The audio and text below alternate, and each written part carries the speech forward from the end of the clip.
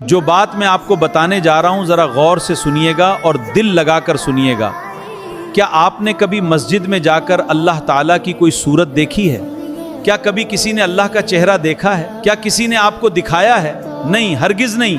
کیوں؟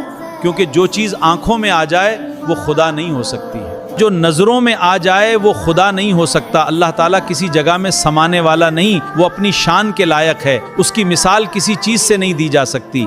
اب دوسری بات سنیے، جب بھی آپ مسجد میں جاتے ہیں، فجر کی نماز ہو، مغرب ہو یا عشاء، امام صاحب بلند آواز میں قرات کرتے ہیں، بتائیے سب سے پہلے کیا پڑھتے ہیں؟ سورہ فاتحہ تو ہی پڑھتے ہیں نا، الحمدللہ رب العالمین، سالوں سے سن رہے ہیں، بچپن سے سن رہے ہیں۔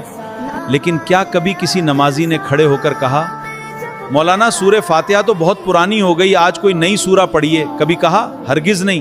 بلکہ اگر کوئی امام دین میں اپنی طرف سے کچھ نیا کرنے لگے تو پوری قوم اسے سیدھا کر دیں گے اور کہیں گے وہی پڑھیے جو میرے نبی نے پڑھا ہے۔ اب ذرا اپنی زندگی پر غور کرو، اگر روز بریانی بھی مل جائے تو کچھ دنوں بعد انسان کہتا ہے آج کچھ اور کھائیں گے، روز دال چاول بھی ملے تو انسان کا دل بدلنے لگتا ہے۔ انسان کی فطرت ہے، ہر چیز میں نئی چیز تلاش کرتا ہے، لیکن قرآن کے ساتھ ایسا کیوں نہیں ہوتا؟ صدیوں سے ہر نماز میں وہی سورہ فاتحہ پڑھی جا رہی ہے، لیکن آج تک کسی مومن نے یہ نہیں کہا یہ پرانی ہو گئی۔ کیوں؟ کیونکہ یہ اللہ کا کلام ہے۔ اب تیسری بات سنو، تمہارا کلمہ کیا ہے؟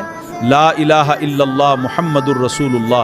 تمہارے ابا کا بھی یہی کلمہ تھا، تمہارے دادا کا بھی یہی کلمہ تھا، تمہارے پردادا کا بھی یہی کلمہ تھا، اور قیامت تک یہی کلمہ رہے گا۔ ذرا سوچو، دنیا کا کوئی گانا، کوئی ڈائلاگ کچھ دن چلتا ہے، کچھ مہینے چلتا ہے، بہت مشہور ہو جائیں تو شاید 1 سال چل جائے، پھر لوگ کہتے ہیں کوئی نیا سناؤ۔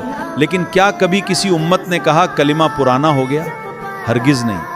بلکہ کلمہ طیبہ 70,000 بار بھی پڑھ لیا جائے تب بھی اس کی عزت اور لذت کم نہیں ہوتی، بلکہ اور بڑھتی جاتی ہے۔